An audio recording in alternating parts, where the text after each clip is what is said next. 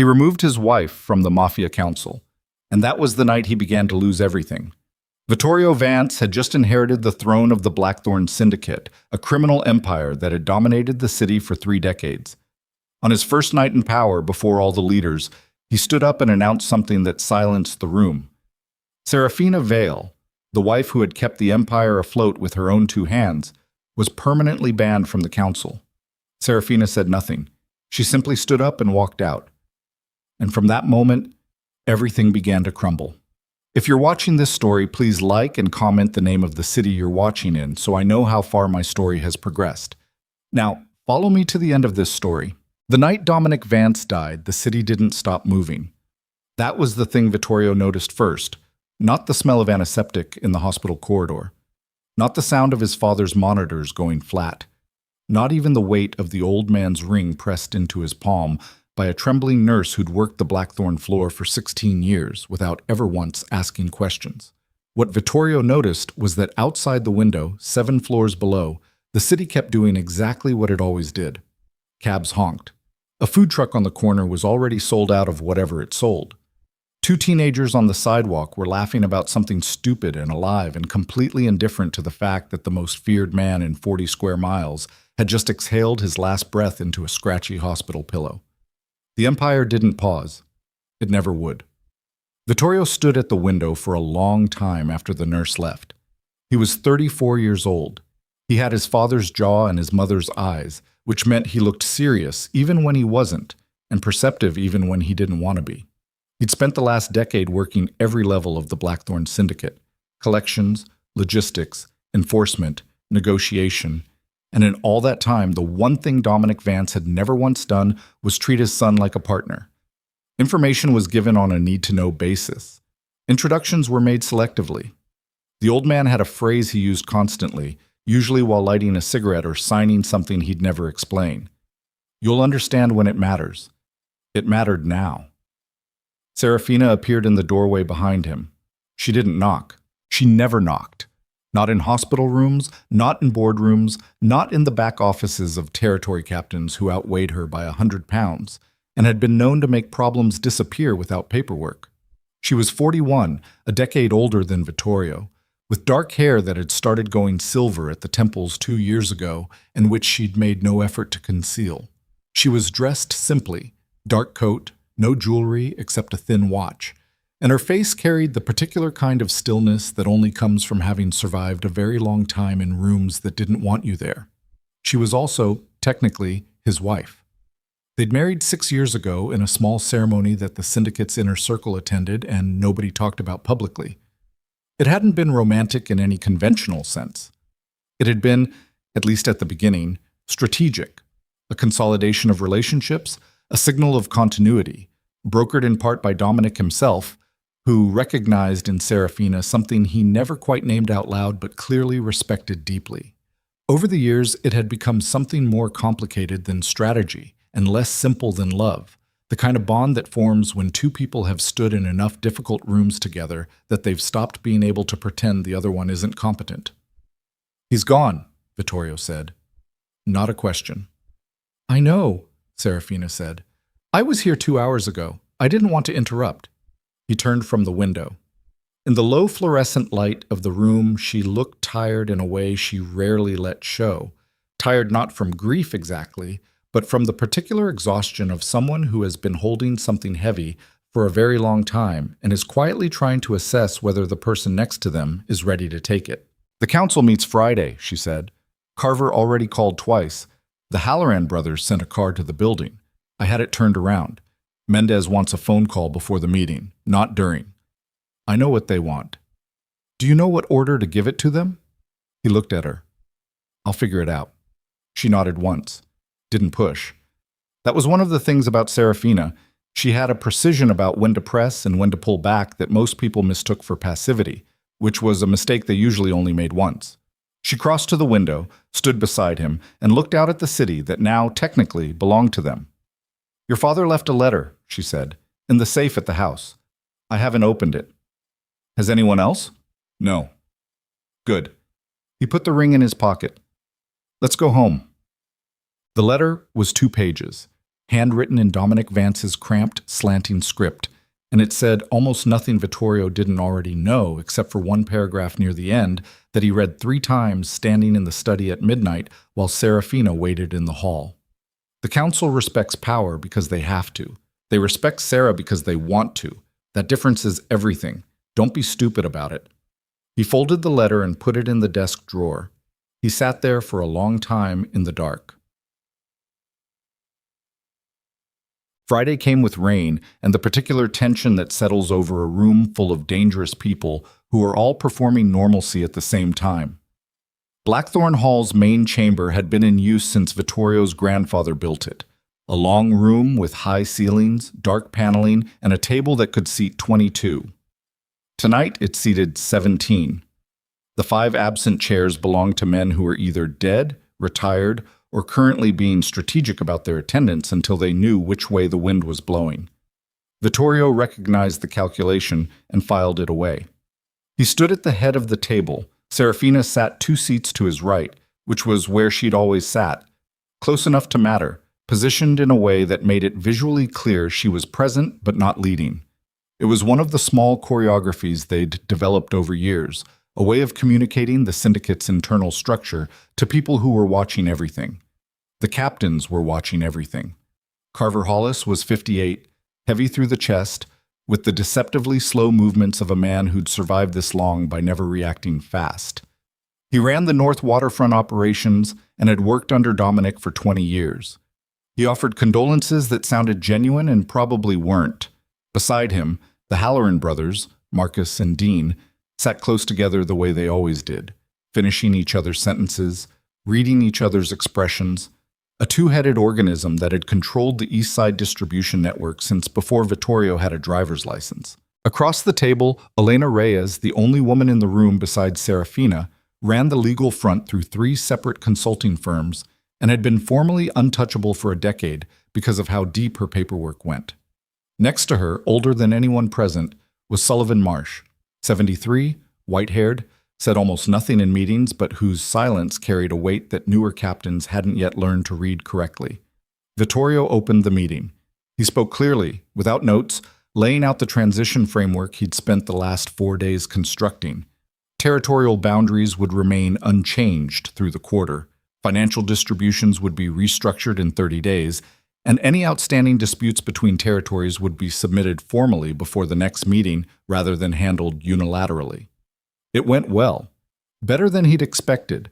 People nodded. Questions were measured, reasonable, the kind asked by people who'd already decided to comply and were just working out the details. Then Carver Hollis said, "What about the Cardenas border situation?" The temperature in the room shifted slightly. It was subtle. Just a collective stillness, a slight straightening in chairs. But Vittorio caught it because he'd spent his whole life learning to catch it. The Cardenas organization controlled territory to the south and east, and for the last 6 months, a border dispute near the harbor district had been simmering under careful management. No shots fired, no formal declarations, just a slow, grinding pressure on both sides, like tectonic plates pushing against each other below the surface. Dominic had been managing it through a combination of quiet back-channeling and the kind of personal relationships that took decades to build. Before Vittorio could answer, he noticed something. Seraphina's hand, resting on the table, had moved slightly. Not a gesture, just a shift in weight. The kind of thing you'd only see if you'd been watching her hands for years, which Vittorio had. It meant careful. "The Cardenas situation is being managed," Vittorio said. "I'm meeting with their liaison next week." "Their liaison isn't the decision-maker," Marcus Halloran said. "Not aggressive, just factual." "I know who makes decisions." "Do you know Miguel Cardenas personally?" Dean Halloran asked. Vittorio did not know Miguel Cardenas personally. He'd met the man twice, briefly, at events where Dominic had done all the actual talking. He said, "I know enough." Sullivan Marsh, who hadn't said a word in 40 minutes, spoke without looking up from the table. "Miguel doesn't do business with people he hasn't vetted. Took Dominic 2 years to get that relationship to a working level." A pause. "Seraphina knows him better than any of us, except Dominic." The table waited. Vittorio felt it, the subtle redirect, the suggestion embedded in the observation, offered without malice but landing exactly as intended. He looked at Seraphina. She met his eyes briefly and then looked back at the table. No expression, waiting for him to decide how to play it. Something moved through him that he didn't quite name yet. Not anger, more like the feeling of realizing a room has more doors than you thought, and not all of them lead where you expected. "We'll discuss the Cardenas situation separately," Vittorio said. Next, the meeting continued. It ended well enough. People shook hands, filed out. Marsh was the last to leave, and as he passed Vittorio, he put a hand briefly on his shoulder, the kind of gesture an old man makes when he's not going to say what he actually means. And then he was gone. Seraphina began gathering her notes. "You knew Miguel would be a problem," Vittorio said. "I knew it would come up," she said, not correcting him, just precise. "Why didn't you say something before the meeting?" She looked at him. "Because you didn't ask." The week that followed was the kind of week that looks manageable from the outside and feels like standing on a slowly cracking surface from the inside. Vittorio took the meetings, made the calls, worked through the transition logistics with the precision he'd always applied to problems. He was good at problems, had always been good at them, could break a complicated situation down into its components and move through them sequentially. He was less good at the parts that didn't break down into components, the fluid, relationship-dependent tissue that held the whole structure together. He was beginning to understand in the way you understand something when it starts costing you just how much of the syndicate operated in that tissue. And the thing was, Seraphina was always there. That was part of what made it harder. She was present at the house, available for the meetings she was invited to, never absent when he needed her on something specific. She answered questions when asked. She prepared briefings that were thorough and clear. She did everything she was asked to do. What she didn't do was volunteer. Before, when Dominic was alive, when the structure was different, she'd operated with a kind of lateral authority that was never formalized but was universally understood. She'd make calls on her own initiative. She'd show up somewhere because she knew she needed to be there. She'd know things before he knew he needed to know them. None of that had been written down anywhere. It had simply existed. Vittorio had grown up watching it and resenting it in some quiet, private way he'd never examined very closely because there was never a reason to. There was a reason now. On a Tuesday, 17 days into his tenure, he was trying to navigate a dispute between two captains in the West District, a property conflict that had been managed quietly under Dominic through an arrangement Vittorio had only fragmentary information about. He spent 4 hours on calls that went in circles, and at the end of it, he was sitting at his desk with a legal pad covered in notes that didn't resolve into anything useful. Seraphina walked through the study, not stopping, on the way to something else. "The Delacroix property situation," he said. "What do you know about it?" She stopped, turned. "Which part?" "The history. Why are Pryor and Holt fighting about it now when they weren't 6 months ago?" She considered for a moment. "Because the building next door sold in September, and the new owner is connected to Pryor's brother-in-law. Holt thinks Pryor is trying to consolidate the block without clearing it through the territory committee. He's probably right." Vittorio stared at her. "How do you know that?" "Because Holt's wife called me last month and I kept the call off the log because she asked me to. She was worried Holt was going to do something that would blow up the arrangement." A pause. "I was going to bring it up when you were ready to deal with it." "When I was ready. You've had other priorities." He set down his pen. The room was quiet for a moment, just the sound of rain against the window again. It had been raining most of the month, the city gray and slick, the streets reflecting headlights in long, watery lines. "What else?" he said. "What else are you sitting on that I don't know about?" She looked at him steadily. "A lot." He absorbed that. "I want a full briefing," he said. "Tomorrow morning, everything." "All right. And I want to know—" He stopped. Started again. "Going forward, the way you operated before, the informal channels, the calls that didn't go through the log, the relationships outside the structure. I want to understand it, all of it." Something moved across her face that was hard to read.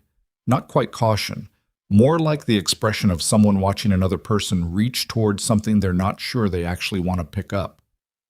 "All right," she said again. She left. He sat there. The ring on his finger felt heavier than it had all month. Mast. The full briefing took most of the morning and went 3 hours past what he'd planned. Seraphina had a system. She always had a system, which was another thing he'd always known and never quite sat down to reckon with. And what the system revealed was that the Blackthorn Syndicate's apparent structure, the captains and territories and formal chain of command that he'd been managing for the last 3 weeks, was essentially the visible layer of something considerably more complex underneath. She had relationships with every mediator the organization had ever used.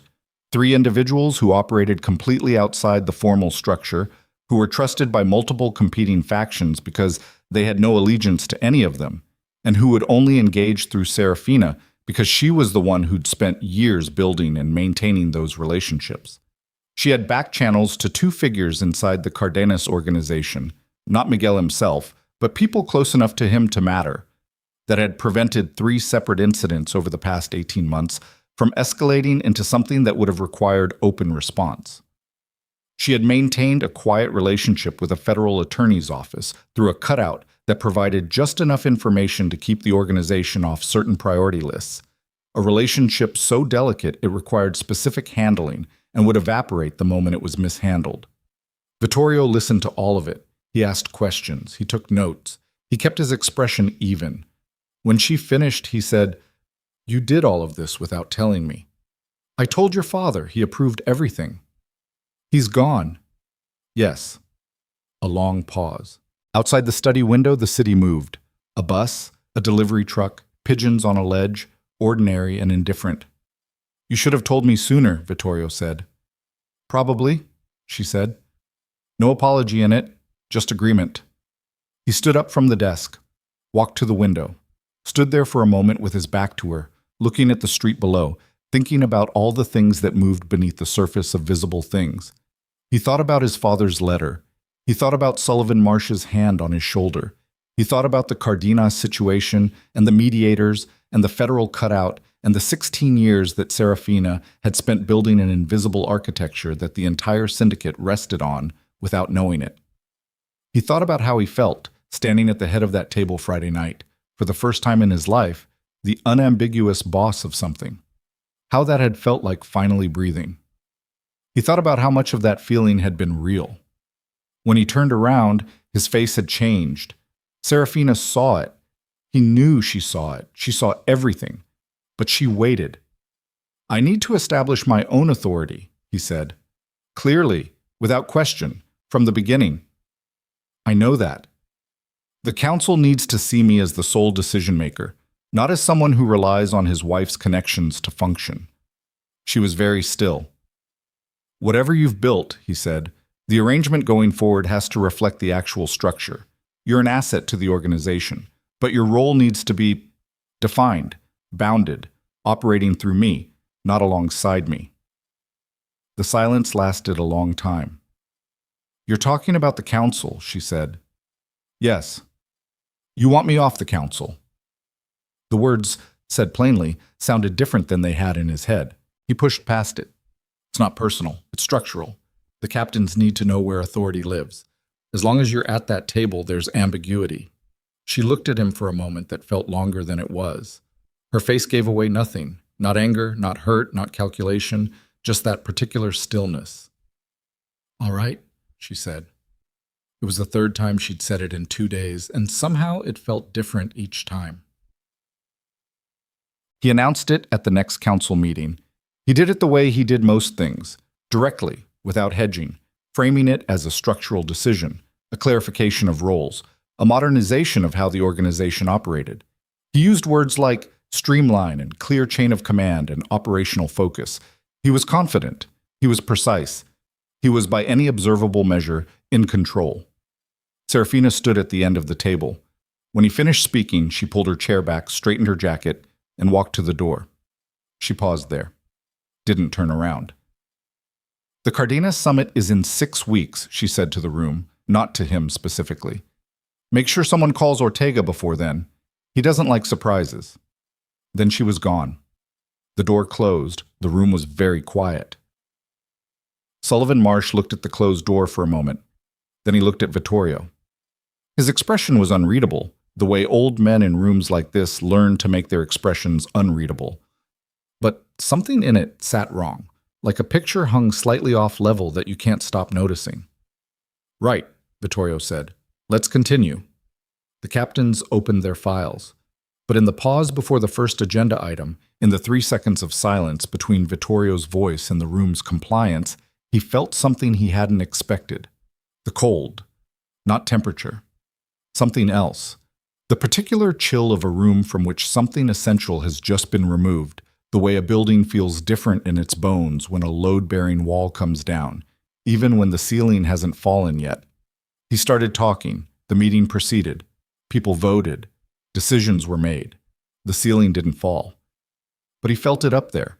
The hairline fracture, the stress accumulating in silence. 4 weeks later, the convoy near the harbor was hit at 2 a.m. on a Wednesday. 3 Blackthorn soldiers killed in the first 30 seconds, and by dawn the phones were already burning.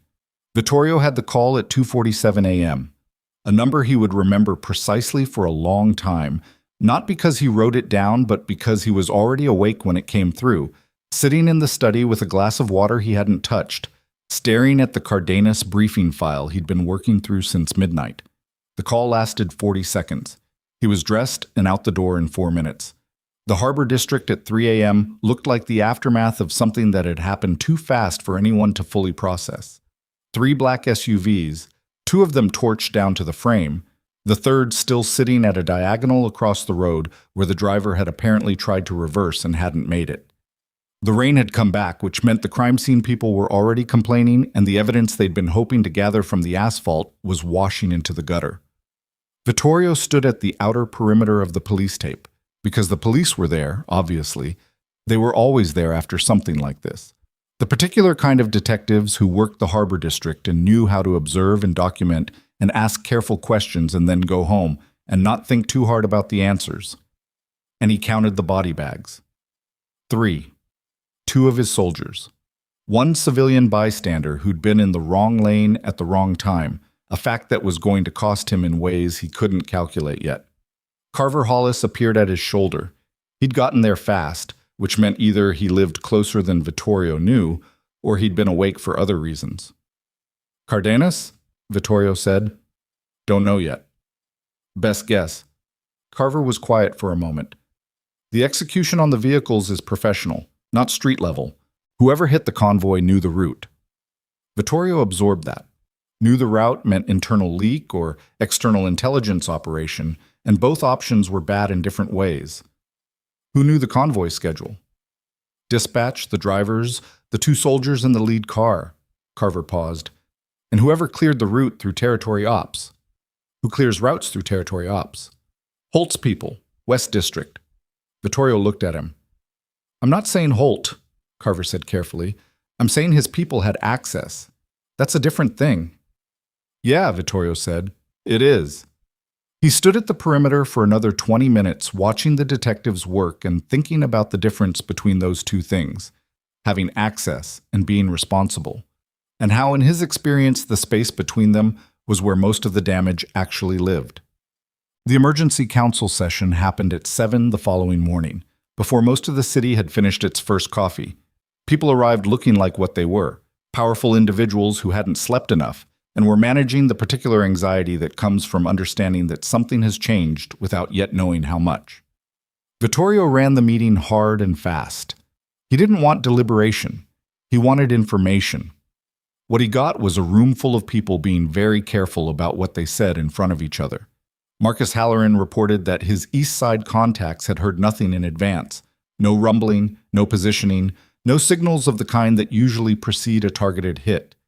Dean Halloran confirmed this by nodding without speaking, which meant they'd already talked it through before arriving and were presenting a unified position, which itself was a data point.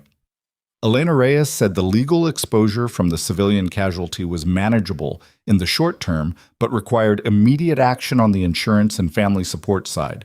She said it clinically, as she said most things, without looking away from her notepad. Sullivan Marsh said nothing for the first 40 minutes. Holt was not present. He'd sent a message through his assistant saying he was dealing with a secondary situation in the West District and would report by end of day. Vittorio looked at the empty chair. "Someone get Holt on the phone," he said. "Right now, not end of day." The room shifted slightly. One of the junior aides stepped out. Vittorio continued the meeting.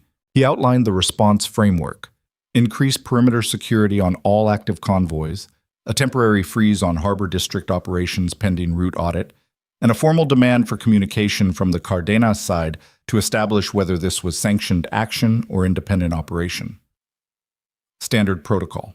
The kind of thing that looked decisive from the outside. The problem was that everyone in the room knew that the formal demand for communication from Cardenas required a channel, and the channel, as Sullivan Marsh had pointed out at the very first meeting, was Seraphina. Nobody said it.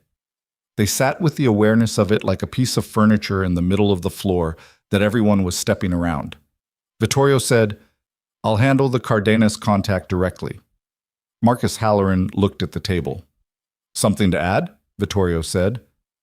"No," Marcus said. "Dean?"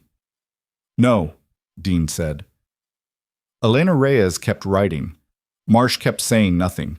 The junior aide came back in and said Holt wasn't answering. The meeting ended without resolution on the most important question in the room. Vittorio called Seraphina from the car on the way back. She picked up on the second ring. "I heard," she said. "I need the Cardenas contact, the name, the number, the protocol for how it's handled." A pause. "Ortega." "Full name." "Daniel Ortega. He works logistics for the Cardenas South Distribution Network. He's not a senior figure, but he has direct access to Miguel's operations director." Another pause. "He doesn't respond to cold contact. The introduction was through a mutual arrangement that took 8 months to establish." "Meaning he won't talk to me?"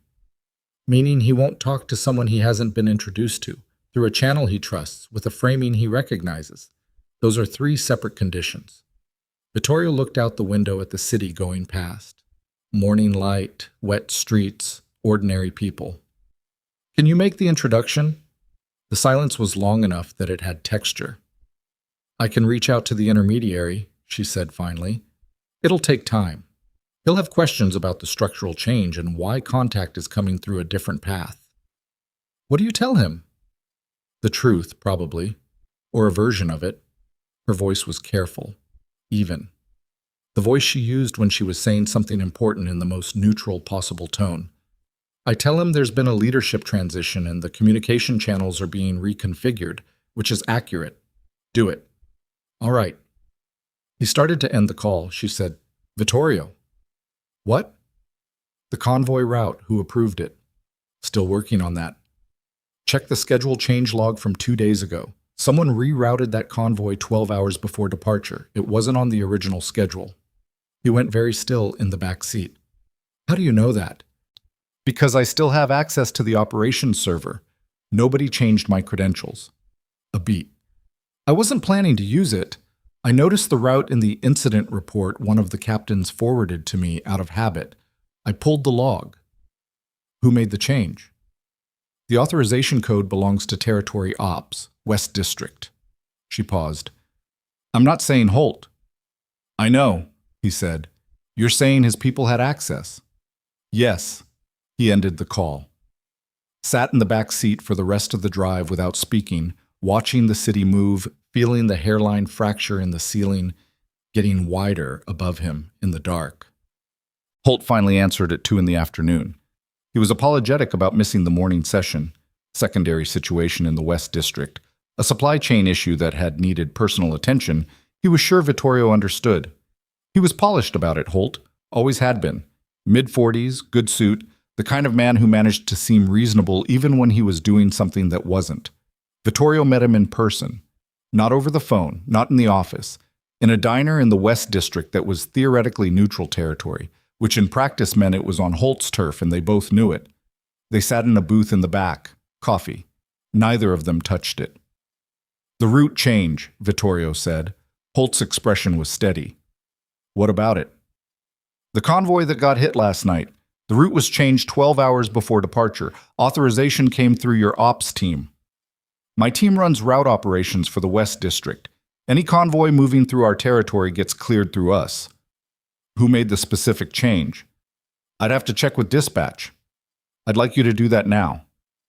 Holt took his phone out slowly, made a show of finding the number, dialed, had a 60-second conversation that was too quiet for Vittorio to follow, but that he watched carefully. The angle of Holt's body, the slight tension in his jaw, the way his eyes moved to the window once and came back. He ended the call. Garcia and dispatch made the change, Holt said, based on a traffic advisory from Port Authority. Apparently there was a security closure on the original route. Is there a record of the Port Authority advisory?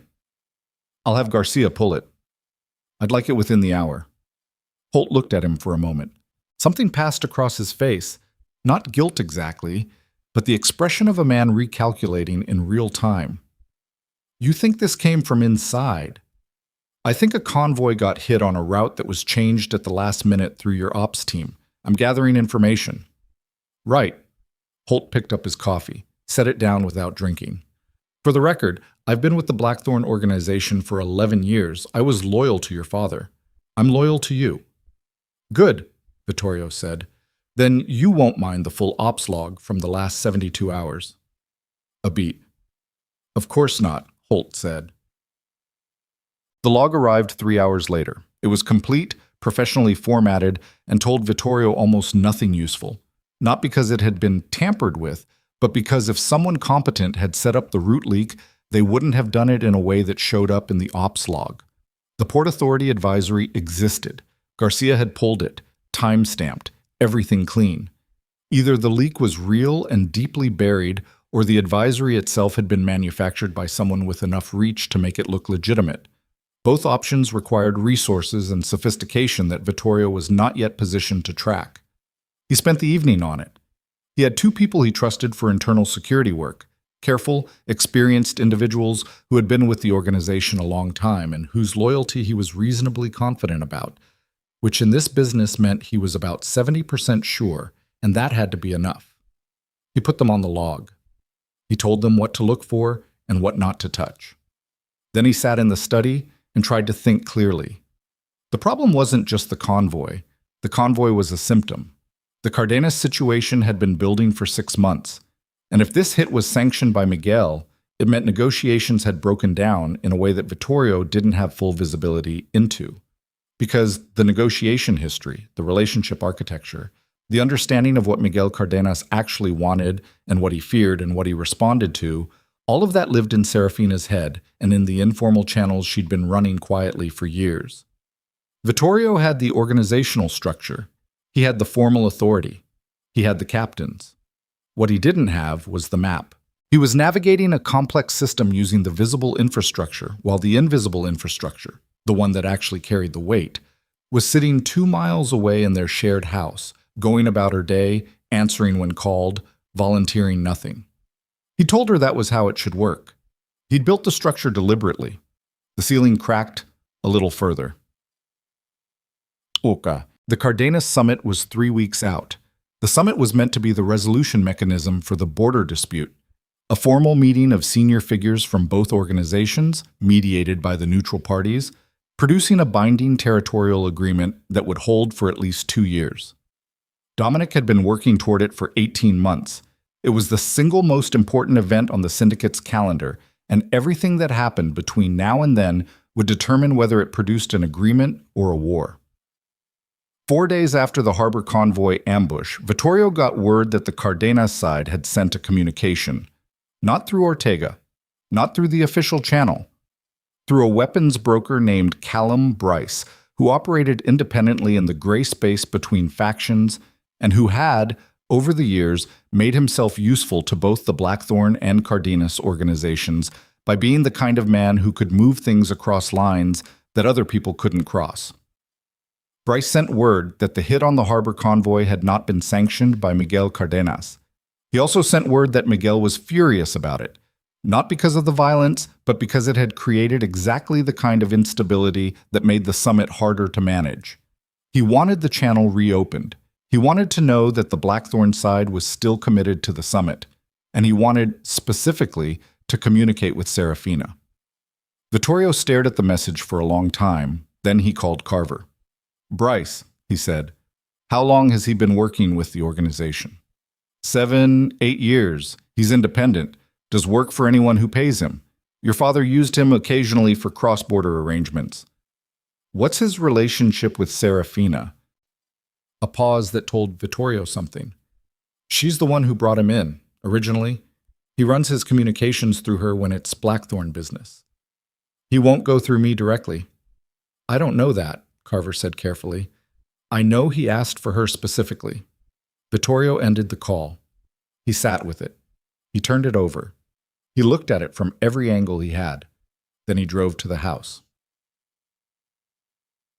Seraphina was in the kitchen when he arrived, which was unusual. She didn't cook much, had never cooked much, but sometimes when she was working through something, she made tea with excessive focus, as though the process of boiling water and measuring leaves required her complete attention. He found her standing at the counter with a cup she wasn't drinking and a tablet open to something he couldn't see. She looked up when he came in, waited. Bryce made contact, he said. I know. He messaged me directly. She set the cup down. I told him I'd need to discuss it with you before I responded. Vittorio looked at her. Something in his chest moved that he didn't have a clean name for. Not gratitude exactly, not quite relief, something more complicated than either. She'd waited. Even with the direct line open, even when she could have simply responded and managed it herself the way she'd been managing things for years, she'd waited. Miguel didn't sanction the hit, Vittorio said. I don't think so either. It's not his style and the timing is wrong. Then who? She was quiet for a moment. Someone who benefits from the summit failing. Someone with enough operational capacity to run a professional hit and enough intelligence to know the convoy route. She paused. Someone who's been in a position to watch both sides of the negotiation closely enough to know exactly where to push. Vittorio felt it before he had the words for it. The specific cold of a realization arriving in a room. Bryce, he said. Seraphina looked at him. Bryce brought us the message that Miguel didn't sanction the hit, Vittorio said slowly. Bryce is positioned between both organizations. Bryce has access to operational information on both sides, including convoy schedules, Seraphina said quietly. If he's been advising on logistics arrangements for either side. The silence between them was dense. He's manipulating both sides, Vittorio said. Possibly. Her voice was careful. That's not confirmed. But if it's true, he's the one who set this whole thing up. The hit, the message, the offer to reopen communication. All of it designed to... He stopped. Worked it through.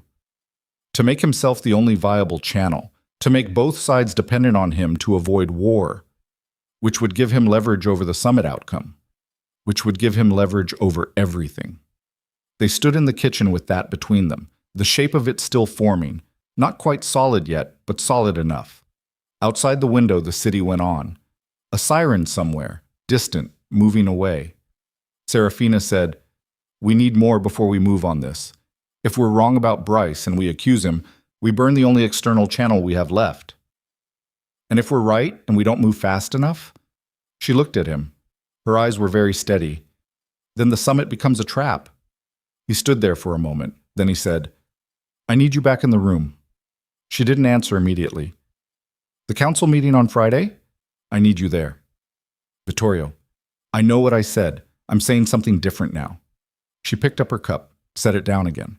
The small, careful motion of someone measuring something that can't be measured with instruments. Walking back in that room after you walked me out of it isn't a simple thing. The captains will read it as instability, as you reversing yourself under pressure. I know. It'll cost you. I know that too. She looked at him for a long time. Something moved behind her eyes that he couldn't read. Or maybe he could, a little, after 6 years, enough to know it wasn't anger and wasn't triumph and wasn't forgiveness either. Something quieter and more complicated than any of those. Let me think about it, she said. He nodded, started to leave. At the door, he stopped. The Delacroix situation, he said. Holt, the route change. You saw all of it coming, didn't you? She was quiet.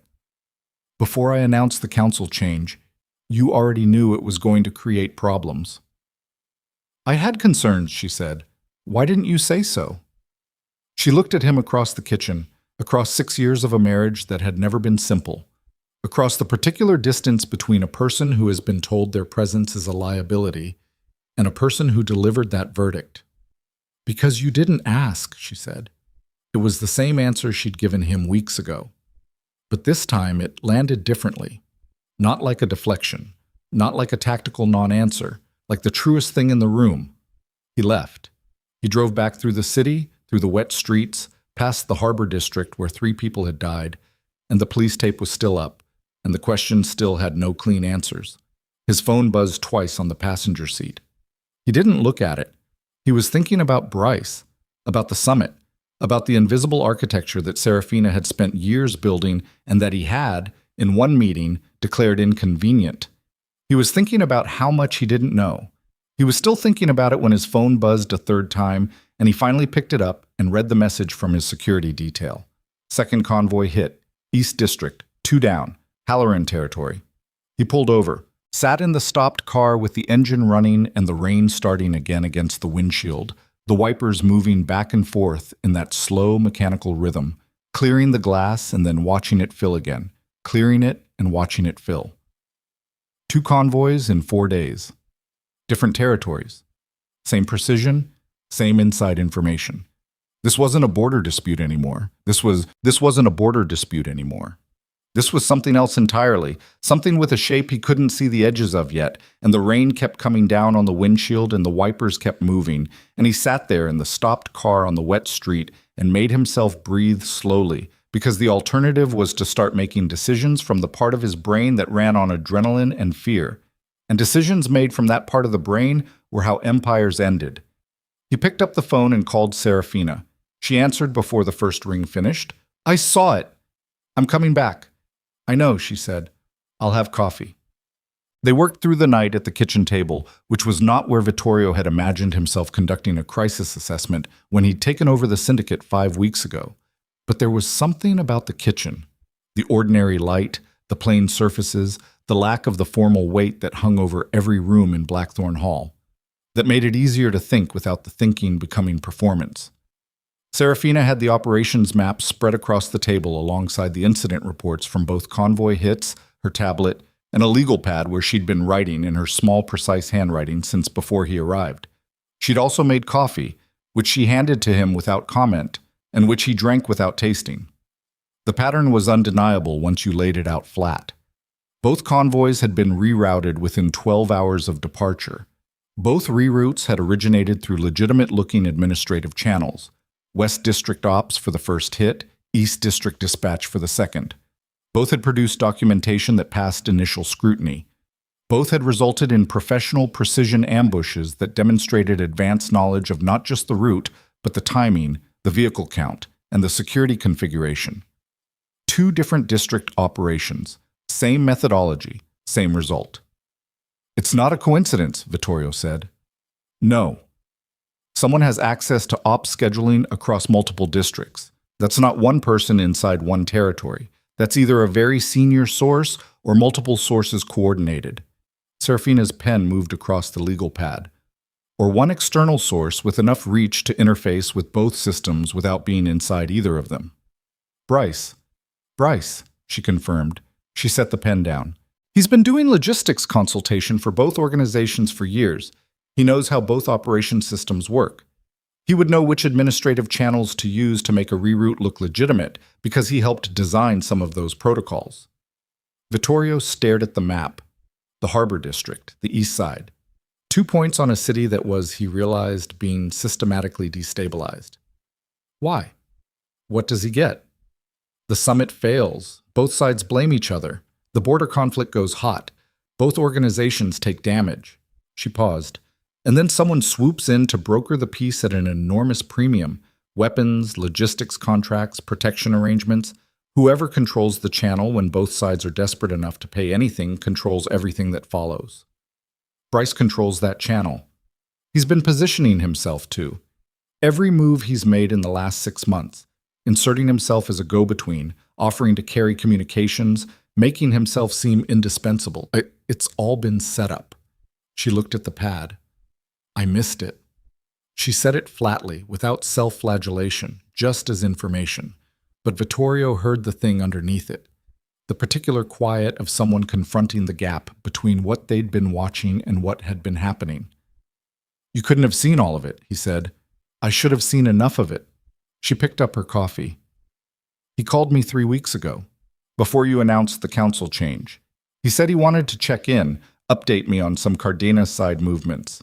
It was a normal call, the kind we had regularly. But he asked 2 questions that I filed away as odd and then forgot about because I had other things on my mind." She stopped. "What questions?" "He asked whether the summit preparations were proceeding through the usual channels or whether new personnel were being brought in. And he asked, very casually, whether I was still personally involved in the convoy route approvals." She set the cup down. "I told him the convoy approvals had always gone through district ops, not through me. I didn't think anything of it at the time."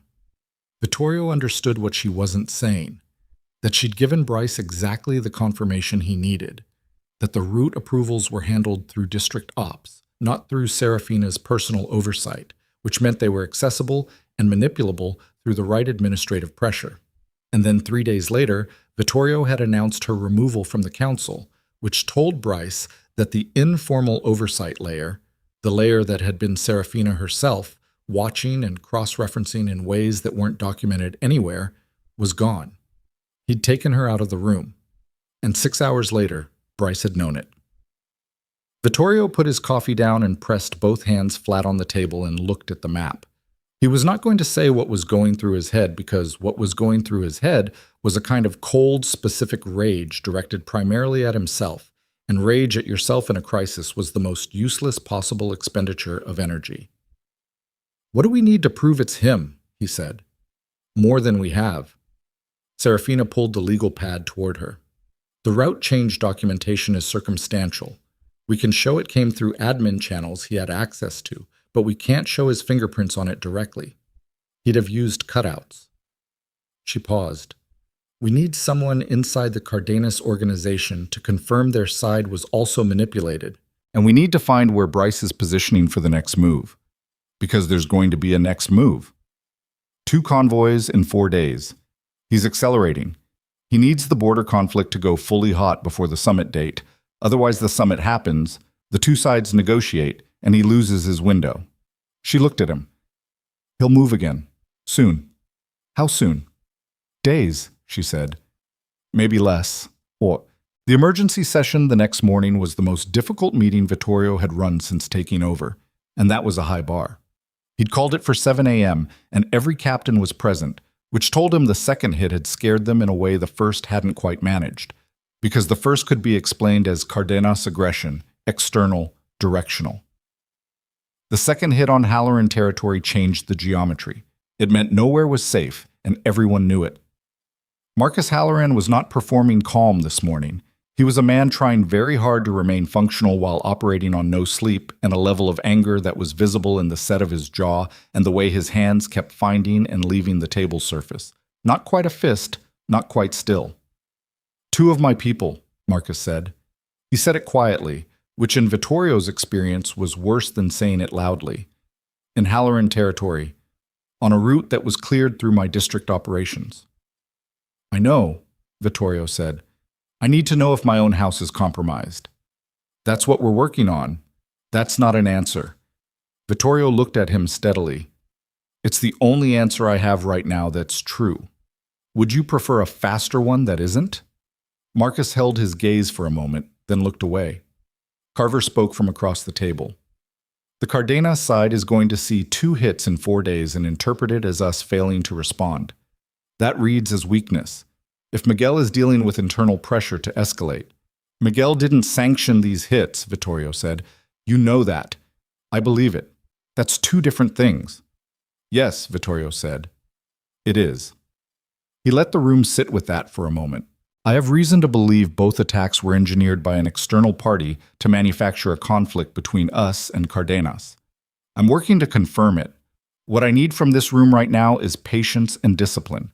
No unilateral response actions, no contact with Cardenas side personnel outside the approved channels, nothing that gives whoever is doing this the escalation they're trying to create." The room was quiet. Then Elena Reyes said, without looking up from her notepad, What approved channels? The Cardenas channel was through Seraphina. She's not on the council. It landed in the room the way things land when everyone has been thinking them and nobody has said them. Sullivan Marsh, who had said nothing for the first 30 minutes of the meeting, spoke. I'll say it plainly since nobody else is going to. He looked at Vittorio with the direct gaze of a man who had been in too many rooms with too many bosses to be frightened of this one. The network that held this organization together through 30 years of territorial pressure, that maintained the relationships that kept us out of 3 different wars that would have cost us everything, that network ran through one person. You removed that person from the table 5 weeks ago. Now we're sitting here with 5 dead, a compromised ops system, and no working channel to the one organization we most need to communicate with. I'm not saying you're wrong, and I'm not saying you're right. I'm saying the situation is what it is. The room was very still. Vittorio didn't look away from Marsh. He sat with it. All of it. The weight of it. The specific texture of being told the true thing in a room full of people who needed to see how you handled it. You're right, Vittorio said. Nobody moved. The situation is what it is, he said, and I'm going to fix it. He found Seraphina in the study at Blackthorn Hall, which surprised him slightly. She'd been avoiding the hall since the announcement, conducting whatever she did from the house or from other locations. She was standing at the window when he came in, looking out at the street below, and she turned when she heard him but didn't move from the window. How bad was the meeting? She said. Marsh said what everyone was thinking. Good. She meant it. Someone should. He crossed to the desk, stood behind it without sitting. I want you back on the council, formally. I'm announcing it at the next session. She looked at him for a long moment. And the captains? They'll accept it. They want it. They want the problem solved. That's not the same as accepting me back. It's close enough. He met her eyes. I was wrong. I'm not going to spend time performing contrition about it. There isn't time. But I want you to know I understand what I did, and I understand what it cost. Something shifted in her expression, not quite softening, more like a piece of armor being set down, not because the threat was gone, but because the person across from her had finally stopped requiring her to wear it. All right, she said, and I need you to make contact with Ortega. Today. We need the Cardenas side to know what we know about Bryce before they respond to the second hit with something we can't walk back. She was already moving toward the desk. I'll need 2 hours to prepare the approach. The framing has to be exact. If it sounds like we're deflecting blame rather than sharing intelligence, Ortega goes silent and we lose the channel permanently. You know how to do it. I know how to try. She pulled out her phone, stopped, looked at him. There's something else. The way she said it made him go still. Bryce contacted me this morning, she said, while you were in the meeting. He said he wanted to discuss the Cardenas situation and offer his services as a neutral broker for reopening communications. Vittorio stared at her. He came to you. He came to me because he thinks I'm out of the structure. He thinks I'm available. He thinks... She paused. He thinks I might be willing to work outside of the Blackthorn organization because he believes the organization has sidelined me. The implications of that settled across the room like weather. He's trying to recruit you, Vittorio said. He's testing the ground. Her voice was very even. He doesn't know what happened between us internally. All he knows is that publicly I was removed from the council by my husband. If I were the kind of person he's assessing me as, that might make me motivated to prove my value elsewhere. What did you tell him? Nothing yet. I said I'd consider it and get back to him. She looked at him steadily. I think we should let him believe it. Vittorio processed it. You're suggesting we feed him false intelligence. I'm suggesting we give him what he wants, the appearance that he's successfully isolated me from Blackthorn, and I'm considering his offer, which gives us a window to track his next move before he makes it. And if he moves before we're ready, then we need to be ready faster than he is. She held his gaze. It's the only play we have that puts us ahead of him instead of behind. Vittorio thought about the convoy logs. The 2 dead in the east, the 3 dead at the harbor. 5 people who were in the wrong place on a schedule that had been quietly altered by a man who had spent years making himself seem indispensable to everyone while serving only himself. Do it, he said. She nodded, started to turn away. Sarah. He hadn't called her that in weeks, maybe longer. She stopped. When Bryce first approached you about being a neutral broker, how long ago was that? She thought for a moment. 4 months ago. He offered to facilitate some of the pre-summit groundwork. I told him we had the channels we needed. He accepted it gracefully. A pause. He's been planning this for at least that long, possibly longer. 4 months. Before the convoy hits, before the border pressure started intensifying, before Dominic died. He might have anticipated the transition, Vittorio said slowly. The leadership change. He might have been positioning for it. Seraphina's expression did something complicated. Your father's death wasn't sudden. He'd been ill for 8 months. People in the network knew. She paused. Bryce knew.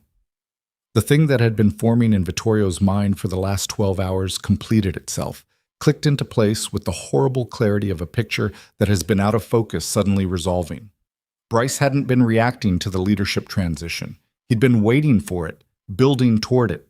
Every relationship he'd cultivated on both sides of the line, every piece of operational knowledge he'd accumulated, every quiet insertion of himself into logistical frameworks, all of it had been positioning for the moment when the old architecture came down and the new one hadn't yet solidified.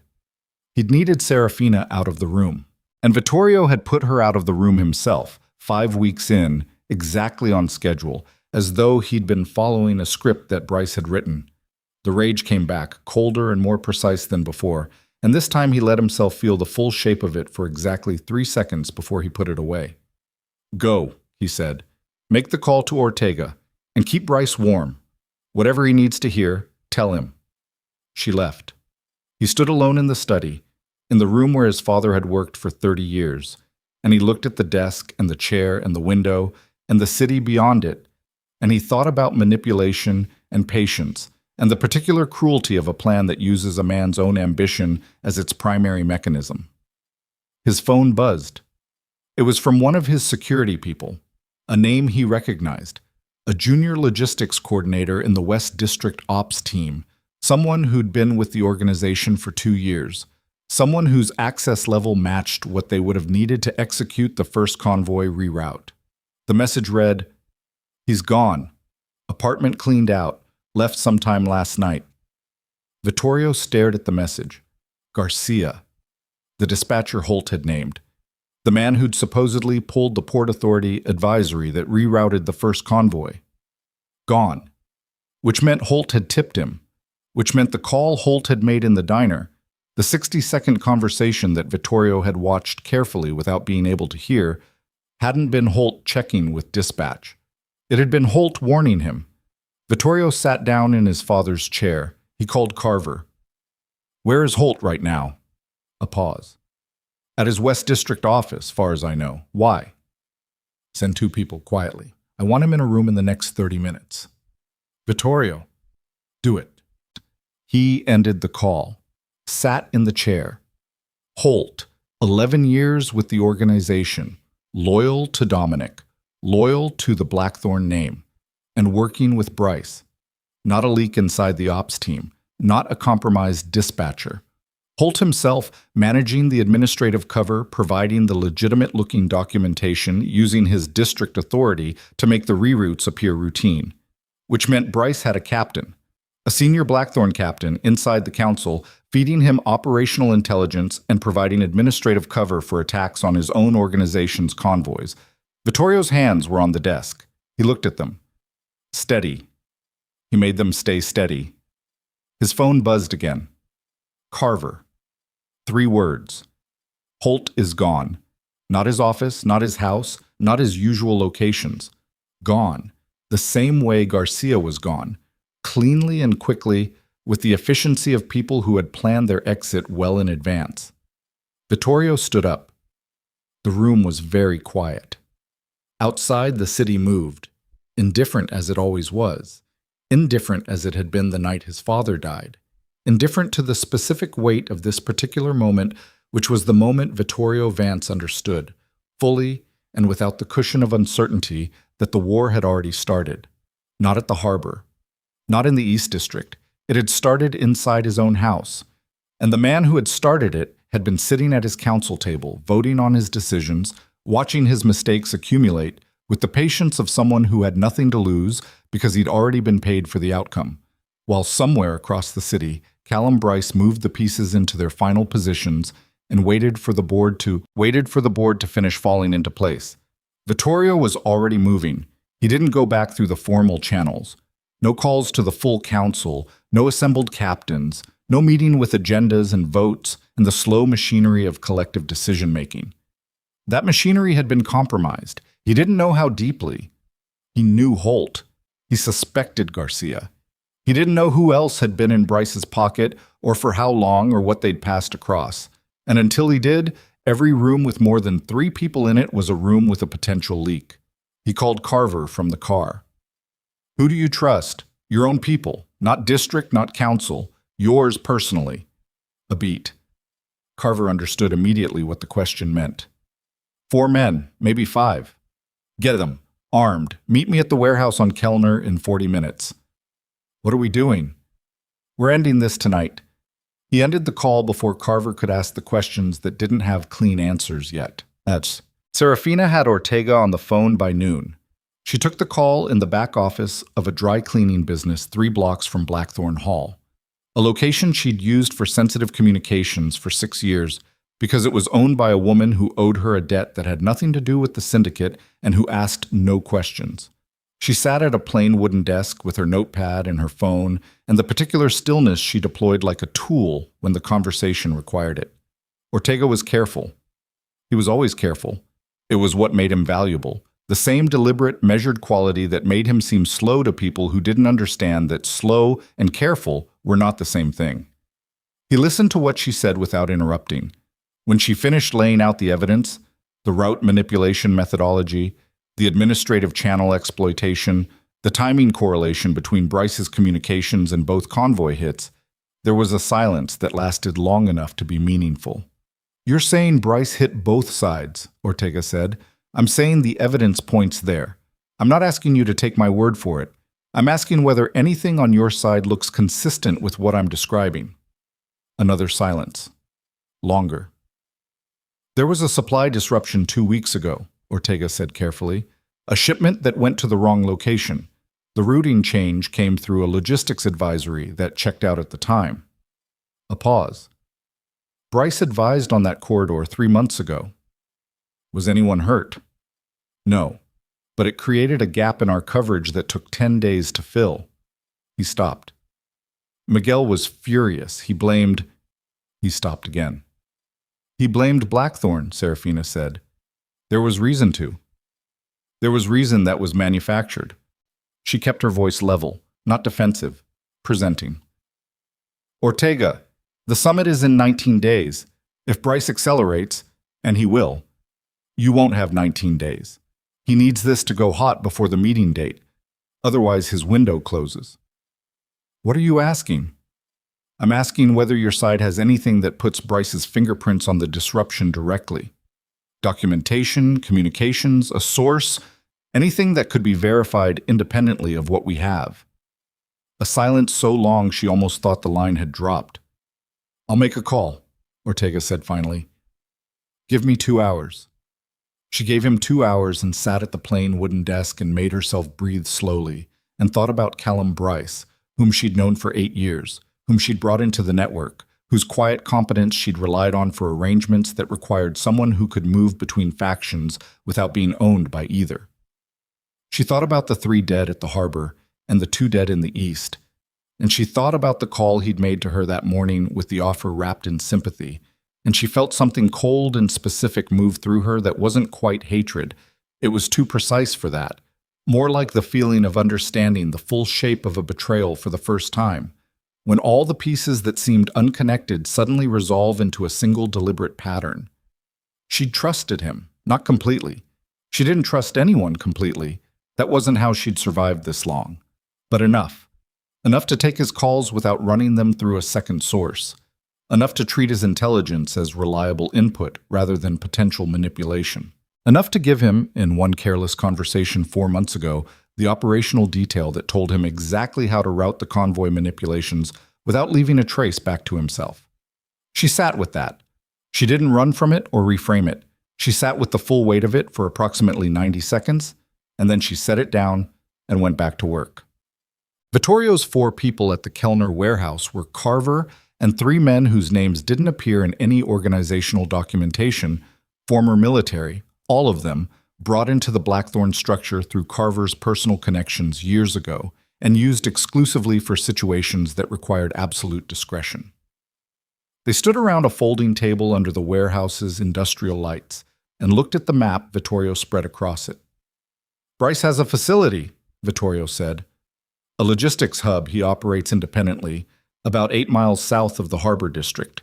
He's used it for weapons brokerage, document work, and equipment staging. It's his base of operations for anything that doesn't go through the formal channels." He put his finger on the map. "If he's preparing the next move, and he is, the staging will happen there." Carver looked at the location. "How do you know he hasn't already moved?" "Because the next move requires physical assets. He needs to be on site to coordinate it." Vittorio straightened. "We need to get eyes on the facility before dark. And then? And then we go in." One of the 3 men, the one Carver called Reese, a name that may or may not have been real, looked at the map with the particular dispassion of someone who has done this enough times that the specifics were just logistics. Entry points. Front loading dock, 2 side access doors, a roof entry from the parking structure adjacent. Vittorio had the facility schematic from a source he wasn't going to name in this room. "We don't know how many people he has inside. He's not an army. He's a broker. But he'll have protection." "How many?" "Best estimate, 4 to 8. Professional." Reese looked at Carver. Carver looked at Vittorio. "We're outnumbered potentially," Carver said. "Probably." Vittorio looked at the map. "We move fast and we don't give them time to organize.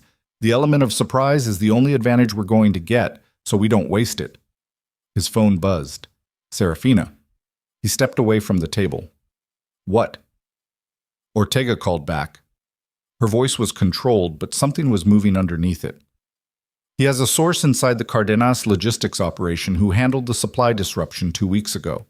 The routing change on their end came through an advisory document. Ortega had his source pull the original document. And the formatting matches the Port Authority advisory that Holt used for the first convoy reroute. Not similar. Identical formatting, same template. Bryce used the same document architecture on both sides." A pause. "Ortega is bringing it to Miguel directly. Tonight." "That's confirmation." "Enough of it." She paused again. "There's something else. My source inside Bryce's network, the cutout I've maintained for 3 years, made contact an hour ago. Bryce has been on his logistics facility since this morning. He has a meeting scheduled tonight, 8 p.m. "Who's the meeting with?" "Unknown, but my source says Bryce brought in outside muscle this morning. 6 additional people, armed, not part of his regular operation." A beat. "He's not running. He's moving to the next phase." Vittorio looked at the map on the table. The facility, 8 miles south, 8 p.m. It was currently 3:15. "We need to get there first," he said. "I know." She paused. "Vittorio, whoever the meeting is with, it could be Holt and Bryce in the same room tonight, with whatever they're planning next already staged. If we can take Bryce and Holt together, with evidence of the document forgery and Ortega's confirmation, we don't just stop the next hit, we close the entire operation." Her voice was very even. "But if Bryce gets word we're coming, he won't." Vittorio looked at the 3 men around the table. "We're going in at 6, before the meeting, before his extra people are fully positioned. I'm coming. Sarah, I know the facility. I've been there twice. I know where the interior access points are, and I know Bryce's protocols when he feels threatened." A pause that had steel in it. "You need me there." He thought about the 5 dead, about Holt's empty office, about the conversation in the kitchen at midnight, and the legal pad with the small, precise handwriting, and the 6 years of a marriage that had never been simple, and the things she'd said about trust being the bridge that held everything together. "Be here in an hour," he said. She arrived in 15 minutes. She walked into the warehouse in dark clothing, with her hair pulled back, and looked at the map on the table and the three men around it and didn't waste time on preamble. She pointed at two locations on the schematic that Vittorio hadn't marked. There's a secondary electrical panel here. If you cut it before entry, the interior lighting drops to emergency backup only. Bryce has cameras on the main corridors, but they're wired to the primary panel. She moved her finger. And this door, the east side access, has a manual override that bypasses the electronic lock. I used it the second time I visited because the main entry system was down for maintenance. I don't know if it's been changed. Reese was already writing. How long were you inside on your second visit? Carver said. About 40 minutes. The main operational area is in the interior section. He uses the outer loading bays for staging. The office space where he meets people is in the northeast corner, second level. That's where he'll be at 8, Vittorio said. That's where he always is for meetings. They spent 90 minutes on the approach. Vittorio ran it. Seraphina filled the gaps. Carver and Reese refined the entry sequence and the contingencies. It was not a comfortable process. Too much unknown, too many variables that would only resolve on the ground. But by 4:30, they had a plan that had more than one path to the objective and at least some answer to the likeliest failure points. At 5, they left in 2 vehicles. The city moved around them in the late afternoon light, ordinary and indifferent. Vittorio drove the first car with Seraphina in the passenger seat. She didn't speak for the first 10 minutes. He didn't either. Then she said, Holt? Yeah. How long do you think? Long time, Vittorio said. He was too smooth about the Garcia situation. You don't react that smoothly to a surprise accusation unless you've already rehearsed what you're going to say. Your father trusted him. My father trusted people who performed loyalty correctly. Holt performed it very well. He paused. Bryce chose him specifically. He would have needed someone with enough seniority to access ops scheduling across multiple districts without it looking anomalous. Holt was the right fit. She was quiet for a moment. I should have flagged Holt. 3 months ago he asked me, casually, in passing after a council meeting, about the convoy approval process. Who authorized, what the documentation chain looked like. I answered him because he was a captain and it was a legitimate question. She paused. I answered Bryce the same question on the same week. Vittorio looked at the road. They were coordinating the intelligence gathering. They were filling in the picture from 2 angles, so neither one had to ask too much in any single conversation. Her voice was flat, not self-recriminating, just accurate. It was well done. Don't do that, he said. She looked at him. Don't spend the next hour running the tape on what you missed. You're going to need to be completely present when we get there. A pause. Something in her expression shifted in a way he felt rather than saw. You're right, she said. They drove the rest of the way in silence. The facility looked exactly like what it was. A mid-sized commercial logistics hub, anonymous, unremarkable. The kind of building that existed in the gray industrial seam of every major city and attracted no attention precisely because it was indistinguishable from 200 similar buildings within a 10-mile radius. A loading dock, a chain link perimeter. Security cameras on the corners that Reese clocked from the vehicle without stopping, continuing around the block once before parking 3 streets over. They approached on foot at 6:12. Vittorio's heart was doing something measured and deliberate in his chest that wasn't quite calm and wasn't quite fear. Something in between, the physiological state of a body that has been told something significant is about to happen and is marshaling itself accordingly. He breathed through it. His hands were steady. Reese took the electrical panel on the east exterior wall at 6:17. The camera lights on the corners died. 30 seconds. The east side access door opened exactly as Seraphina had said it would. They went in. The interior was dim, emergency lighting only, amber-tinged, casting long shadows across the loading bay floor where equipment was staged in rows. Crates, cases, 2 pallets of materials covered in tarps that Vittorio clocked as weapons staging without stopping to look closer. The scale of it hit him differently in person than it had as an abstraction. Bryce hadn't been positioning for one operation. He'd been building infrastructure for sustained escalation. Reese hand signaled left. Two of the three men went that way, moving low and fast along the wall. Carver stayed with Vittorio and Seraphina. They moved toward the northeast staircase. They were on the second level when the lights came back on. Not the primary lighting, not the fluorescence overhead. A different circuit. Bryce had a backup system that ran off a separate panel, and in the 3 seconds it took Vittorio to process this, a door at the end of the second-level corridor opened, and two men came through it fast, and the situation that had been a planned operation became something else. Vittorio moved right, pulling Seraphina with him behind a structural column as the first shot cracked the air above them, high, covering fire, buying the two men time to position. Carver was already moving, low along the opposite wall, and from downstairs came shouting and two more shots that told Vittorio Reese had made contact. He pressed against the column. Seraphina pressed beside him. Her breathing was controlled, not calm controlled, which was a different thing, the kind of breathing that comes from choosing to manage what your body is doing rather than letting it manage you. "Northeast office," she said. Barely a sound. "Bryce." If he heard the shots, he has an exit on the east side of the office, another staircase. Vittorio looked around the column. One of the two men was behind a steel support beam 20 feet down the corridor. The second had moved. He couldn't see him. "Cover," he said to Seraphina. She looked at him with something that wasn't protest and wasn't fear, a single sharp nod. He went left, fast, low, using the corridor's recessed doorways as he moved. A shot came from the right and behind. The second man had looped, was coming from the staircase end. Vittorio felt it pass closer than he would analyze later and kept moving because stopping was the thing that got you killed in a corridor, and his body knew that even when his mind was still catching up. He hit the northeast office door shoulder first. It gave. The room was empty. The east side door was swinging shut.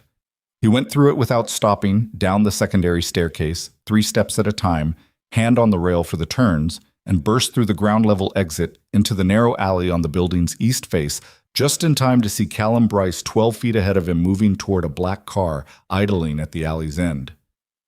"Bryce?" The man stopped, turned. Callum Bryce was 53, lean, with the kind of face that aged well because it had never been expressive enough to crease. He was wearing a dark coat, and he had a phone in one hand and a weapon in the other, and he looked at Vittorio with an expression that was the closest thing to genuine surprise Vittorio had ever seen on a face that was professionally designed not to show anything. "Vittorio," Bryce said. He said it the way men say names when they're buying seconds.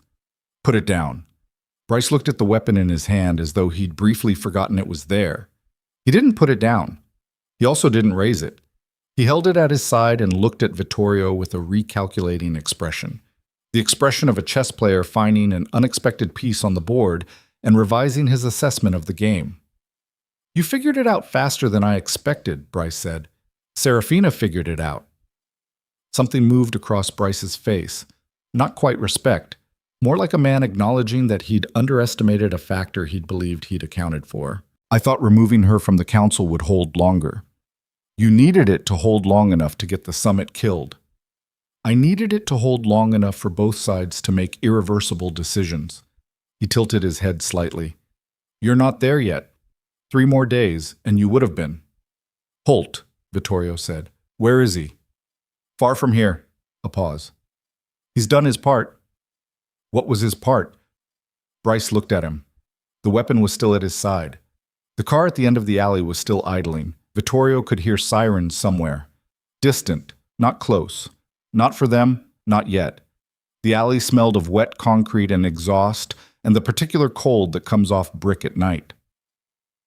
His part was to make sure the route intelligence moved correctly and the documentation held up to first-level scrutiny, Bryce said. He was very good at it. He's been very good at it for 8 months. 8 months. 2 months before Dominic died. Bryce had started recruiting Holt while the old man was still alive, while the transition was still hypothetical, building his operation inside the Blackthorn structure before there was even a vacancy to exploit. "Why?" Vittorio said. "The summit deal, the brokerage fees when both sides came back to the table." "What was the number?" The number was substantial. Bryce almost smiled. Not quite. But it was never only about the number. The Blackthorn Cardenas corridor, once stabilized under a framework I controlled. The logistics contracts, the supply chain arrangements, the mediation retainer. That's a 10-year revenue stream. That's generational. Built on 5 dead people. Built on an acceptable operational cost. He said it without inflection. Not callous. Just the tone of a man who had processed this accounting a long time ago and arrived at an answer he found satisfactory. Vittorio looked at him. Across the 12 feet of wet alley, at the weapon at his side and the car at the end of the alley, and the specific stillness of a moment that was about to resolve one way or another. The Cardenas side knows, Vittorio said. Ortega brought your document forgery to Miguel 3 hours ago. The supply disruption routing, the template match, all of it. He watched Bryce's face. Your operation is finished. The question is, what happens to you? Bryce was quiet for a moment. And Holt, Vittorio said, wherever he is. He's running, which means he's alone, which means he has no network and no protection. He'll be found. Maybe.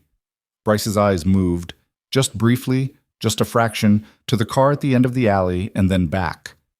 Vittorio saw it. Don't, Vittorio said. A beat of absolute stillness. Then from behind Vittorio, from the door he'd come through, came footsteps, and Bryce's eyes moved again. And this time what moved across his face was something that arrived and departed so fast it was almost not there. A calculation that resolved in the wrong direction, and he raised the weapon and Vittorio was already moving left when the shot came and felt it pass through the air where he'd been standing, and from the doorway behind him came Seraphina. She came through the door low and fast, and the shot she fired was a single clean report that crossed the alley in the dark and hit Bryce in the right shoulder, spinning him sideways into the brick wall, the weapon clattering out of his hand and skittering across the wet concrete. He hit the wall and slid down it and sat there against the brick with his hand pressed to his shoulder, and his face doing something it had probably never done in 53 years of careful professional composure. It showed pain, actual pain, not the managed discomfort of a man who has learned to absorb things, but the raw, involuntary expression of a body that has been shot and has not yet decided how to perform around that fact. The car at the end of the alley accelerated and was gone before Vittorio could move toward it. He didn't move toward it. He stood in the alley and breathed. Seraphina walked past him toward Bryce. She picked up Bryce's weapon from the wet concrete without breaking stride and stood over him and looked down at him with an expression that Vittorio could not fully read from where he stood. Not rage, not satisfaction, something quieter and more final than either. Bryce looked up at her. You taught me that cutout protocol, he said. His voice was strained at the edges but still controlled, the voice of a man who would perform composure through the end of things. The document architecture. You showed me how the administrative channels worked. I know, Seraphina said. I learned everything I used against you from you. I know that too. He looked at her for a moment. Something in his face that was almost, not admiration, something smaller and more complicated. Recognition, maybe. The look of one professional acknowledging another, stripped of everything except the bare fact of what they both were. You should have stayed out of the room, he said. When he pushed you out, you should have let it fall apart. I thought about it, she said. His eyes moved to Vittorio, then back to her. Why didn't you? She was quiet for a moment. Just the sound of the alley, distant sirens, the drip of water off the building edge, the wet concrete smell of a city that had no interest in what happened in its margins. Because it was still mine, she said, even when he forgot that. From inside the building came the sound of movement, voices, the situation resolving. Reese appeared in the doorway, Carver behind him. One of Carver's men was holding his left arm, a dark stain above the elbow that he was managing with the particular contained expression of someone who has decided to process pain later when there is time for it. Bryce was still sitting against the wall. Get him up, Vittorio said, and get someone on the car. It won't go far. There are 3 plates in the city that'll flag it. Reese moved toward Bryce. Carver looked at the man with the wounded arm and then at Vittorio and said, Holt. Still running? Vittorio said. He won't keep running. He looked at Carver. How bad is Dolan's arm? Through and through, he'll complain about it for 10 years and be fine in 3 weeks. Get him to someone who doesn't ask questions. Already planned. Vittorio looked at the end of the alley where the car had been. The wet street. The ordinary dark beyond the alley mouth. He stood there for a moment longer than was strictly necessary, just breathing, letting his heart do what it needed to do. Then he looked at Seraphina. She was still standing. Bryce's weapon was in her hand, held with the relaxed grip of someone who had been doing this long enough that it didn't require concentration anymore. Her face was composed. There was a thin cut above her left cheekbone that he hadn't seen happen, from the door frame on the way through, probably. And she was breathing a little harder than normal, but otherwise she looked exactly as she always looked, which was like a woman who had already decided what she was going to do and was simply in the process of doing it. "You're bleeding," he said. She touched her cheek, looked at the blood on her fingers. "Yes." "Are you—" "I'm fine." She handed him Bryce's weapon. "Let's finish it." They finished it over the following 6 hours.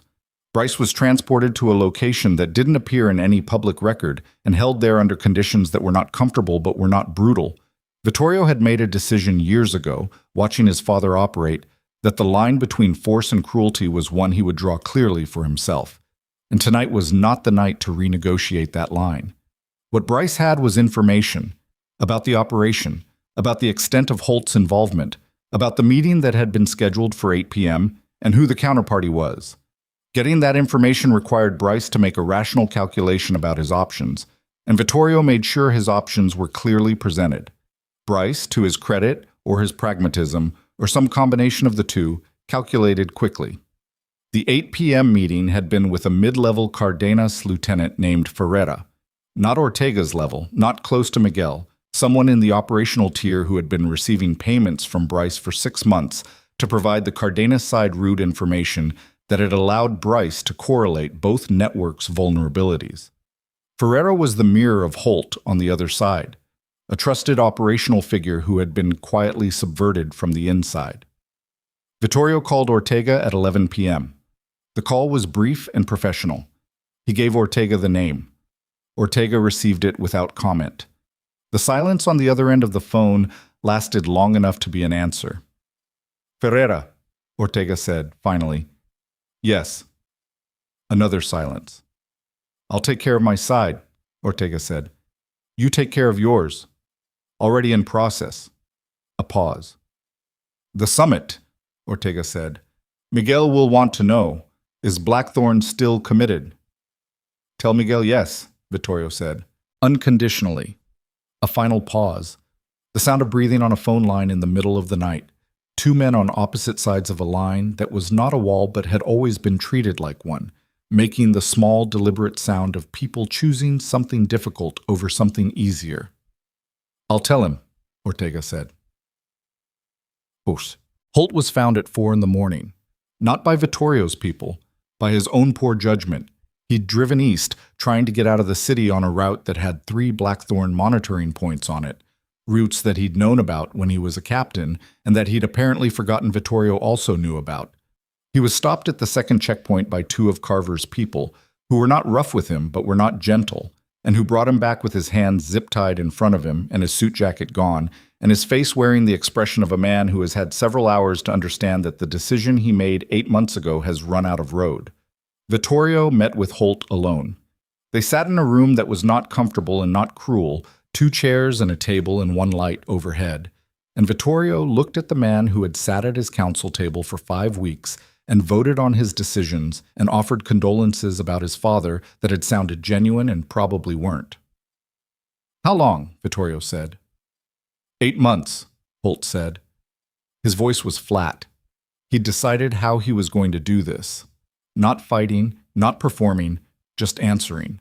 Maybe he'd made the calculation about his options too, sitting in the car with his hands tied, and arrived somewhere that looked like cooperation. "Before my father died." "Yes." "Bryce came to you." "Yes." "What did he offer?" "Money. A percentage of the brokerage revenue from the post-summit arrangements. And—" He stopped. "And—" Holt looked at the table. "A clear path out. When it was done. New identity, new location. He said he'd done it before for people in similar situations. And you believed him? A pause. I believed him enough. Vittorio looked at him. 11 years. The man had brought him coffee at a council meeting 3 weeks ago and made a comment about the weather and shaken his hand, the specificity of ordinary betrayal, how it wore the same face as everything else. Why? Vittorio said. Holt looked up. He seemed surprised by the question, not by its existence but by its timing, as though he'd expected to get further into logistics before they arrived at the human part. Your father didn't... He stopped, started again. I ran West District operations for 9 years. Dominic paid me well and used me correctly and never once. He stopped again. His jaw moved slightly. He never asked my opinion on anything that mattered. I was an instrument, an effective instrument. He kept me well maintained and pointed in the right direction, and that was the full extent of the relationship. Vittorio said nothing. Bryce asked my opinion, Holt said, the first time we sat down.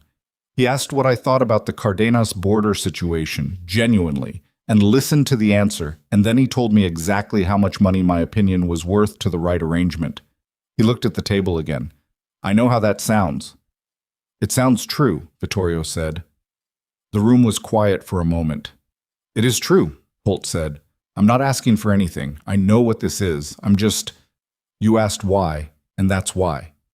Vittorio sat with that for a moment, sat with the specific human weight of it, the thing underneath the betrayal, which wasn't greed exactly, or not only greed, but something closer to the need to matter in a way that had never been offered, exploited by a man who was very good at identifying exactly that kind of gap in exactly the right people. He stood up. You'll be held pending resolution of the legal situation, he said. I won't hurt you. I also won't protect you from what comes through the official channels. There's a federal inquiry into the convoy incidents, and your name will be in it. Holt nodded. He'd expected it. The West District, Vittorio said at the door. Your team, the people who didn't know what you were doing, they'll be protected. Holt looked at him. Something in his face moved. Not gratitude exactly, something more uncomfortable than that. The specific discomfort of receiving decency from a person you betrayed. Thank you, he said. Vittorio left. 3 days later, he stood in front of the full council. All 17 seats occupied. No empty chairs this time. The 3 absent members from the first meeting had all returned, drawn back by the particular gravity of a situation that had resolved and required witnesses to its resolution. Sullivan Marsh was in his usual seat, white-haired and watchful. Elena Reyes had her notepad. The Halloran brothers sat close together as always, but something in their posture was different, less guarded, the specific ease of people who have been through something bad and come out the other side and are still calibrating what that means. Vittorio stood at the head of the table. He did not have notes.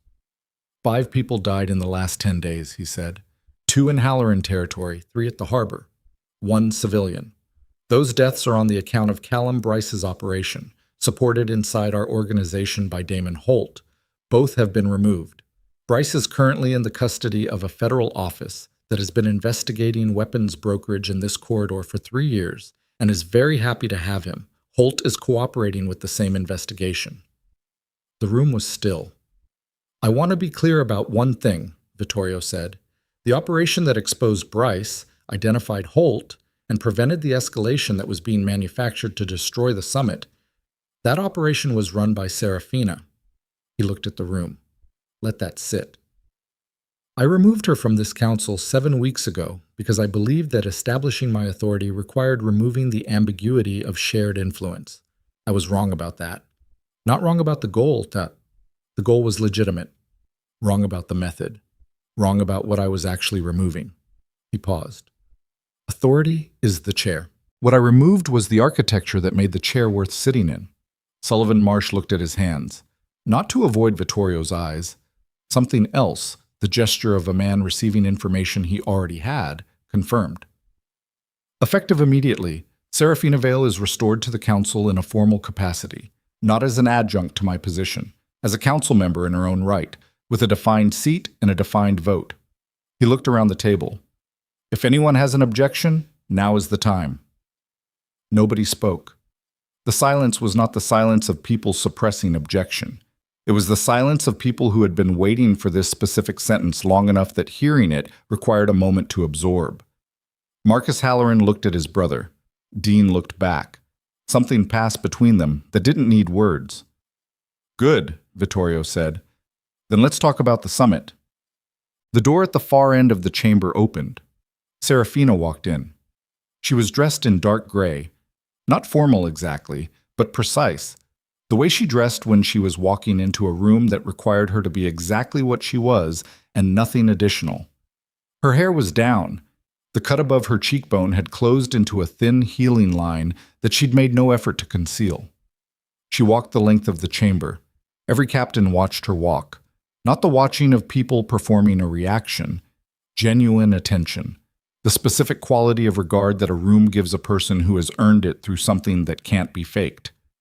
Marsh looked up from his hands. Elena Reyes set down her pen.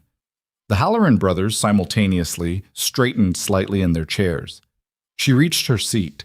The chair that had been empty for 7 weeks and that someone, Vittorio didn't know who, hadn't asked, had placed a fresh notepad and pen in front of, as though it had simply been waiting. She sat down. She looked at Vittorio. He looked at her. Something passed between them that was not resolution exactly. Resolution implied that the thing between them had been a problem to be solved, and what it actually was more complicated and more durable than a problem. It was more like acknowledgement. The specific acknowledgement of two people who have been through a furnace together and come out the other side still standing, changed in the way that things are changed by heat, not broken, but different. The structure rearranged into something harder and more honest than what it was before. "The Cardenas Summit," Vittorio said, looking at the table. "Seraphina." She opened the notepad. "The summit date holds. Ortega confirmed last night that Miguel is committed. The Ferreira situation has been handled on their side. I won't detail how, and we don't need to know." She looked up at the room. "The agenda will be the original territorial framework with one addition. Both sides have agreed to include a mediation protocol for future border disputes, a standing process rather than ad hoc negotiation. It reduces the window for the kind of manufactured pressure we just experienced." "Who mediates?" Carver said. "3 neutrals, jointly selected with rotating participation so no single mediator becomes a choke point." She paused. "Bryce exploited the single-channel vulnerability. The new framework eliminates it." Carver nodded. "Timeline," Marcus Halloran said. 16 days. "Can we be ready in 16 days after everything that—" "Yes," Seraphina said. Not harshly, just with the particular completeness of a person who has already done the work and is reporting the results. The groundwork was already in place. What happened in the last 10 days damaged the trust architecture, but didn't destroy it. Ortega and I spoke for 2 hours last night. The relationship holds. The meeting continued for another 40 minutes. It was not a comfortable meeting. There were difficult questions about the ops security breach, about the internal audit that would need to happen, about the cost of rebuilding what Holt's betrayal had compromised. None of those questions had clean answers. Vittorio gave the honest ones and deferred on the ones he didn't have, and the room accepted that in the way rooms accept honesty when they've recently experienced the alternative. When it ended and the captains filed out, Marsh stopped at the door. He looked at Vittorio, then at Seraphina. He didn't say anything for a moment, just that long, slow look of a man 73 years old who has seen enough iterations of this particular story to recognize it in its current form. "Your father," he said to Vittorio, "would have done the same thing eventually." A pause. He just would have taken longer to admit it. He left. The chamber was empty except for the two of them. They drove home through the city in the early evening, the light going orange-gray over the buildings, the kind of late-day light that makes a city look like something from a painting before it remembers it's just a city. Neither of them spoke for most of it. At a red light, Vittorio said, "The summit. When it's done. The new charter." "Yes." 2 seats. She looked at him. The light changed. He drove. "I'm not asking for your forgiveness," he said. He said it the way he said things he'd thought through carefully, directly, without the performance of humility, which would have been its own kind of dishonesty. I don't think forgiveness is the right frame for what happened. I made a decision. It was wrong. You dealt with the consequences of it while I dealt with mine. That's just what happened. Seraphina was quiet for a moment. Outside the window, the city moved. A woman walking a dog, 2 kids on bikes, a food truck closing up for the night, the owner folding down the service window with the particular efficiency of someone who has done it 10,000 times. The frame I've been using, she said, is that you made the decision you thought you needed to make, and it turned out to be wrong in ways that cost us both. A pause. That's different from what I would have expected to think about it. What would you have expected to think? That you pushed me out because you didn't trust me, or because you wanted to prove something, or because you needed to be the only thing in the room. She looked at the passing street. But I don't think that's what it was. I think you needed to know what the room was without me in it, and now you know. Vittorio said nothing for a moment. The car moved through the evening city. I knew in about 48 hours, he said. I know you did, she said. I watched you know it. He looked at her briefly, then back at the road. You watched me. You stopped sleeping. You started picking up my calls on the first ring. A pause. You said my name differently. I said your name differently.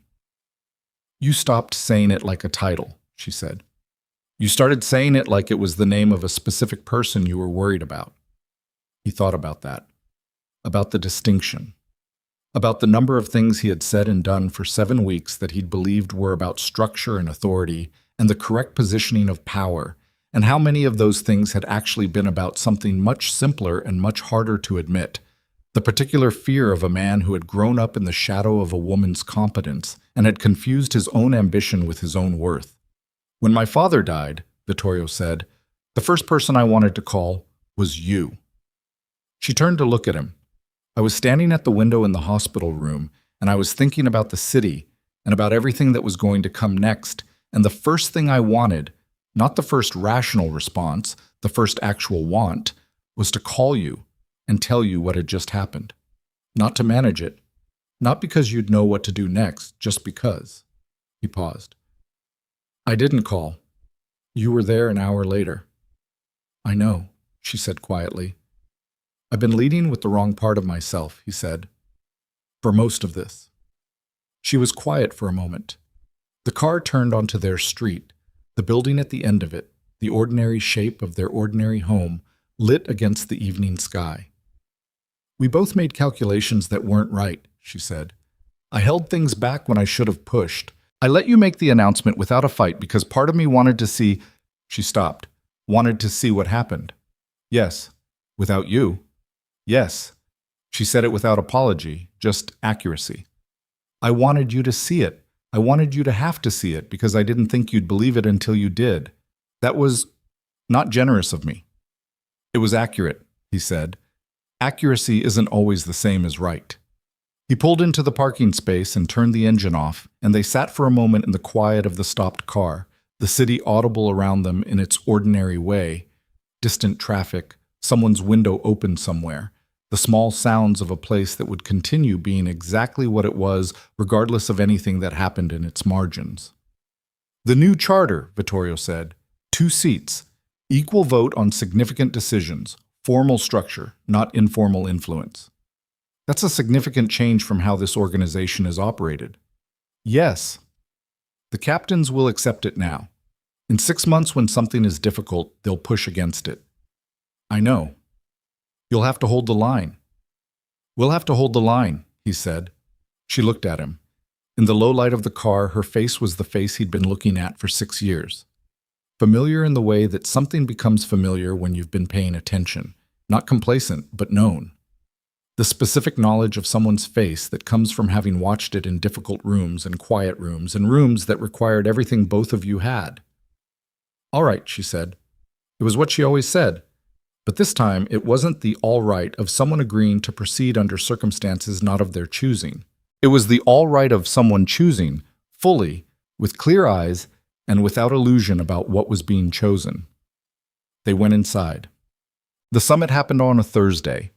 Blackthorn Hall's great chamber had been prepared over 3 days, not elaborately, nothing that performed grandeur for its own sake, but carefully, the long table cleared and reset, the chairs arranged to reflect the new framework in which the two delegations sat, not across from each other in opposition, but around the table in the configuration of people working a common problem.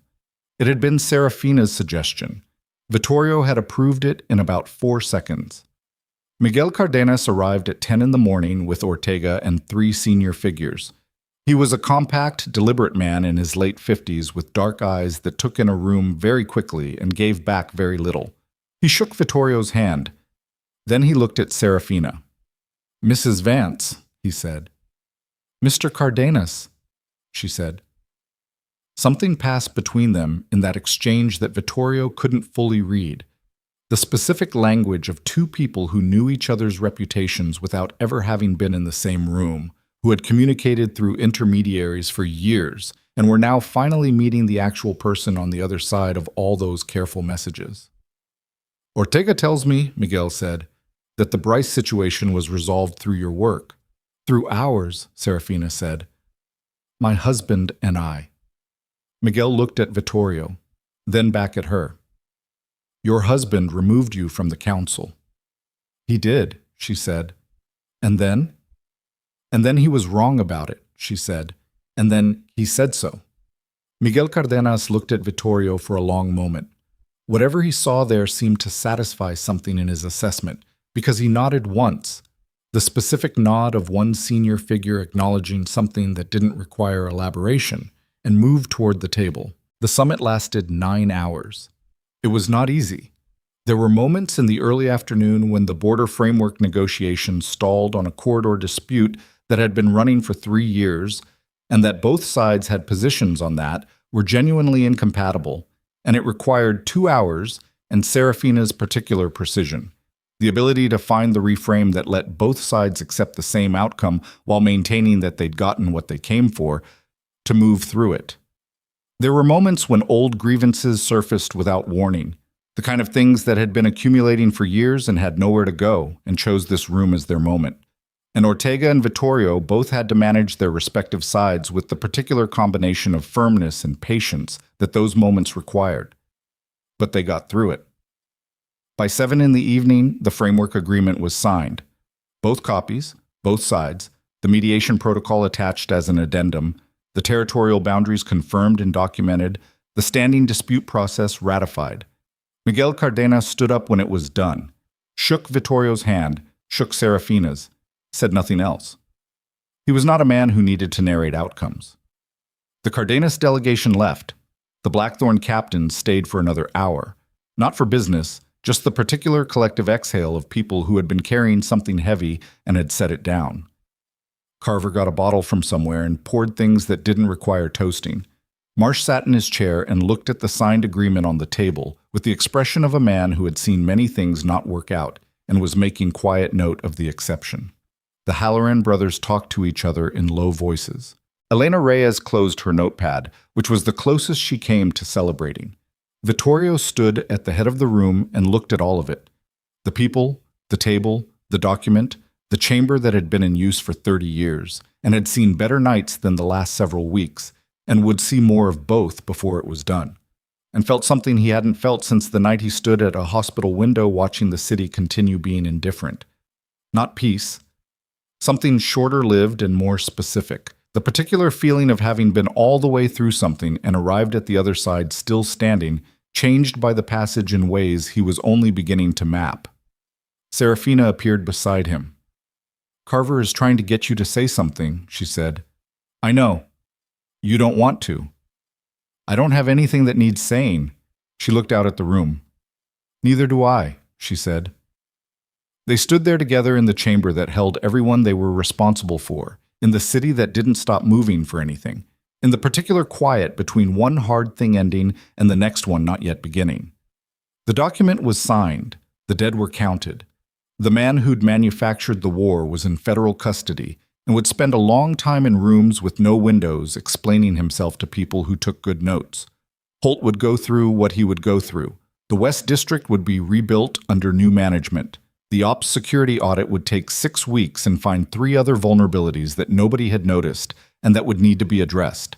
There would be more difficult council meetings, more decisions that didn't have clean answers, more moments when authority and wisdom pointed in different directions, and someone had to choose. The table held 2 chairs at its head now. They'd had them made the same week the charter was drafted. Identical in every dimension, set side by side without hierarchy,